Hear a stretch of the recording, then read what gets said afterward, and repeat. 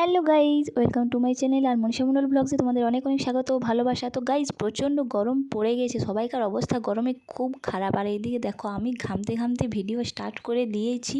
তো আজকে তোমাদেরকে যে ফুলের চারা গাছগুলো দেখিয়েছিলাম সেই চারা গাছগুলোই আজকে আমি টবের মধ্যে লাগাবো, তারপর বেলকনিতে ভালো করে সাজাবো। তো চলো এখন আমি এখান থেকে টবগুলো বের করে নিয়েছি। আমার কাছে 4টে টব আছে কিন্তু চারা গাছ আছে 3টে। তো আমি এখন একটা টব রেখে দেবো আর 3টে চারা গাছ এখানে লাগাবো। এখানে দেখো সার আছে, মাটি আছে, এটার সাথে দুটো একসাথে মিক্সড করা আছে। তো চলো আমি এখন বসে পড়ে গেছি আর এইখানে 3টে টব নিয়ে নিয়েছি, লাল, সাদা আর হলুদ। 3টে টব নেব। নীল রঙের যেটা আছে ওটা রেখে দেবো, ওটা অন্য কোনো চারা গাছ আনবো তারপর লাগাবো।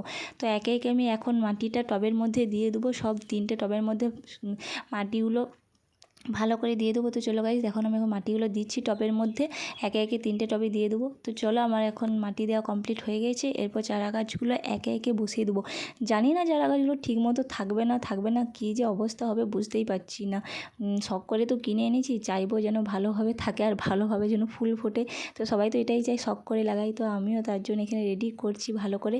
আর এদিকে আমার রেডি করা হয়ে গেছে। তো জল দিয়ে দিলাম, দুটো টাঙিয়েছি, একটা অন্য জায়গায় রেখেছি। তোমরা জানিও ভিডিওটা কেমন লাগলো। দেখা হচ্ছে আবার অন্য কোনো ভিডিও নিয়ে।